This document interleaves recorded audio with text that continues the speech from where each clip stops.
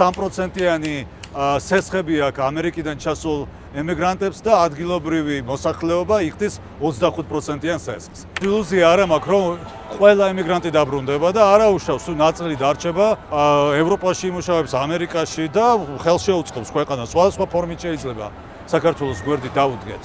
მაგრამ მე მაინც იმედი მაქვს, რომ უმრავლესობა ამაზე ბუნებრივად იფიქრებს. ადამიანებს ვერ აიძულებ რომ რაღაცა გააკეთოს. ხო, შენ უნდა შეთავაზო ისეთი პირობები, რომ იმას მოუნდეს აი მოქმედების გაკეთება.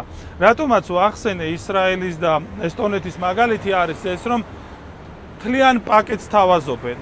შენ თუ გადმოხვალ ისრაელში, სახლის მორტგიჯი ამდენ პროცენტიანი, ან 1%-იანი ან რაღაცა, შვილის სწავლა უფასო, ანუ პაკეტს აძლევენ, რომ აუ, მე ხა მაიამიში ვიცხოვრო თუ ვიცხოვრო თელ-ავივში, იმდენ ბენეფიტს მაძლევენ, რომ ჩემი ცხოვრებისთვის, ჩემი ოჯახისთვის იქ ყოფნა არის უკეთესი. იქ ცხოვრები ადამიანებისთვისაც ბევრი რამე უნდა გაკეთდეს. მე არ მინდა ვიხილო სიტუაცია, სადაც 3%-იანი სესხები აქვს ამერიკიდან ჩასულ ემიგრანტებს და ადგილობრივი მოსახლეობა იხდის 25%-იან სესხს. რაღაც ზომიერება იქაც გმართებს.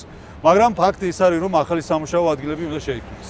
ყველასთვის, აქედან ჩასული ხალხისთვის და იქ მცხოვრები ადამიანებისთვის.